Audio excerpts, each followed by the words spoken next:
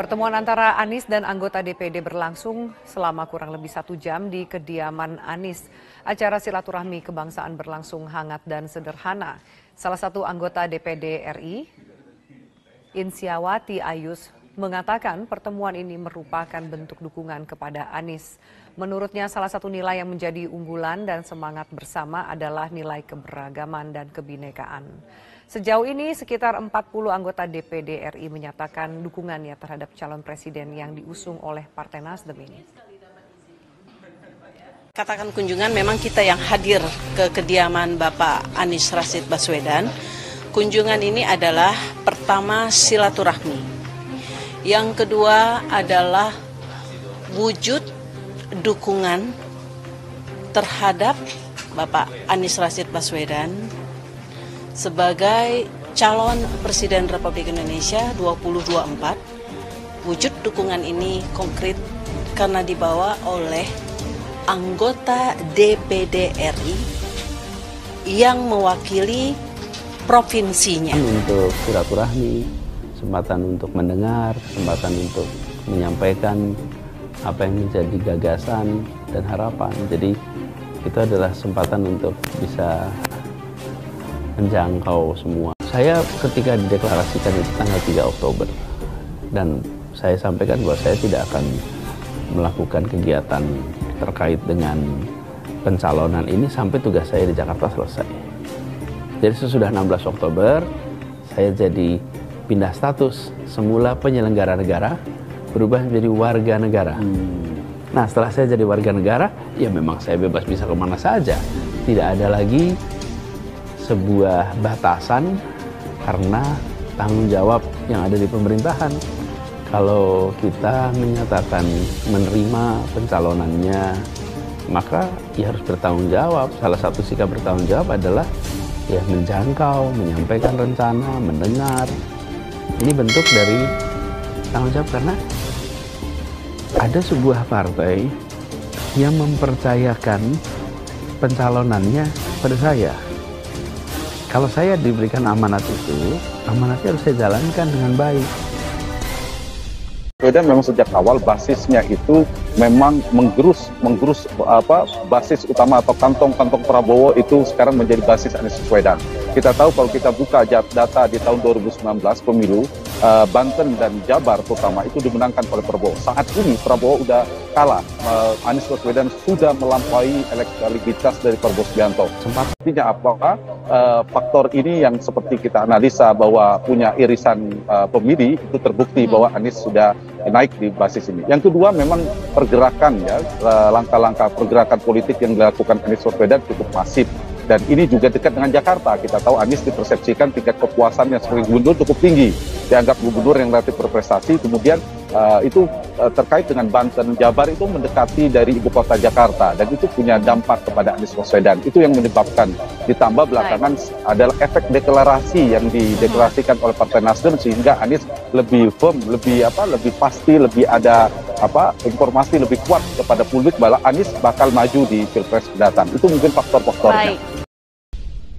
Politisi Partai Nasdem Bestari Barus menganggap hal aneh jika ada pihak yang menyatakan Anies Baswedan ketakutan. Hal itu sehubungan dengan perihal ada indikasi upaya menghapus rekam jejak Anies di DKI Jakarta. Menurut Bestari, Anies tak ketakutan sama sekali, terlebih lagi banyak parpol yang meliriknya. Meski bukan seorang kader lah yang takut itu siapa? Beberapa partai politik dia bukan anggota partai politik. Kemudian menjadi gubernur 5 tahun. Demikian ungkap Bestari Barus dikutip dari suara.com dari kanal YouTube Indonesia Lawyers Club pada Jumat 16 Desember 2022. Bestari menyatakan bahwa Anies bukanlah sosok yang bisa terintimidasi. Selama ini diungkapkan Bestari, Anies yang tak memiliki ketakutan sama sekali membuat Nasdem jatuh cinta kepada sang mantan gubernur DKI Jakarta itu. 5 tahun dengan prestasi yang menurut hitungan kami moncer, nggak ada itu terintimidasi. Bahkan dengan partainya Pak Syarif Gerindra sekalipun tidak ada terintimidasi. Demikian kata Bestari. Artinya apa? Zero kalau urusan takut buat Anies Baswedan, nol besar. Ini hal yang membuat kita jatuh cinta kepadanya. Urusan takut hilang. Demikian lanjutnya menambahkan. Sebelumnya juga Bestari menyampaikan bahwa Nasdem tetap menetapkan Anies sebagai calon presiden meski belum deklarasi cawapres. Selain itu, Nasdem sendiri menghormati PKS dan Demokrat yang saat ini dikabarkan masih konsolidasi internal partai. Tapi kalau presidennya udah kira-kira aman-aman lah, itu udah Anies lah ini, kan gitu ya, demikian sambungnya. Bestari Barus menyebut jika deklarasinya Anies terus-menerus akan tanggung terlebih waktu pun masih panjang. Lalu ia menyampaikan bahwa pihak mereka kini memang sedikit lambat daripada sebelumnya. Pasalnya PKS dan Demokrat masih melakukan konsolidasi internal hingga akhirnya ada kesepakatan bersama. Maka saya beberapa kali menyampaikan lambat ada yang ditunggu, cepat pun ada yang diburu. Sekarang ini agak lambat sedikit karena memang kawan-kawan ini kan harus berkonsolidasi secara internal terlebih dahulu, baru kemudian memutuskan untuk bersama-sama. Demikian jelasnya. Bestari Barus menyampaikan untuk tak perlu khawatir mengenai deklarasi Capres-Cawapres dari Koalisi Perubahan, insya Allah Anies Baswedan calon presiden. Demikian tutupnya. Wakil Ketua Umum Partai Nasdem Ahmad Ali mengkritik Badan Pengawas Pemilu atau Bawaslu terkait pernyataan lembaga tersebut yang menyatakan safari politik Anies Baswedan tidak etis dan terkesan curi stat. Ahmad Ali mengatakan Bawaslu bukan lembaga yang fokus pada persoalan etik dalam pemilu sehingga ia menyebut Bawaslu konyol sampai mengeluarkan pernyataan kegiatan safari politik Anies Baswedan dianggap sangat tidak etis dan terkesan curi stat kampanye terselubung. Saya kemarin sudah dengar pernyataan dari Puan di anggota Bawaslu yang mengatakan bahwa Anies curi stat tidak etis. Pernyataannya Bawaslu ini lembaga apa nih? Bawaslu ini kan lembaga pengawas pemilu, mengawasi parpol dan KPU. Mereka mulai bertugas ketika tahapan pemilu sudah dimulai.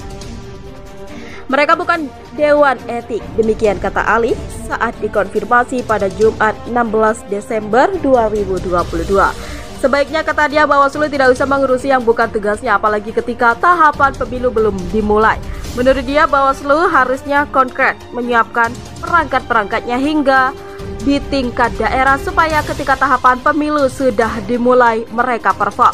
Ketimbang hari ini mereka mengomentari yang bukan domain mereka, tapi nanti mereka diketawain, demikian ujarnya. Jadi Ali menilai pernyataan Puadi sangat konyol karena kata dia Bawaslu di waktu bersamaan mengeluarkan putusan bahwa Anies dan Partai Nasdem tidak melakukan pelanggaran atas laporan Mahmud Tamher terkait peristiwa pendatanganan petisi dukungan jadi presiden di Masjid Baitur Rahman Kota Aceh pada 2 Desember 2022. Tapi di waktu yang bersamaan dia mengatakan ada pelanggaran etik karena kampanye diam-diam. Nah, pertanyaan kita, Saudara Puadi ini disuruh oleh siapa? Kepentingan siapa yang dibawakan? Jadi Bawaslu ini bukan lembaga etik, dia tidak punya hak untuk menilai itu. Jadi orang-orang yang di Bawaslu itu hendaknya yang secara integritas diri, itu clear, demikian jelas dia.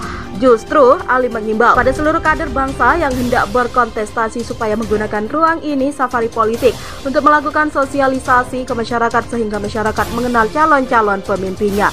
Masyarakat jangan membeli kucing dalam karung. Masyarakat harus disuguhkan gagasan, ide dan pikiran calon sehingga mereka memiliki referensi siapa calon yang akan mereka pilih. Demikian pungkasnya.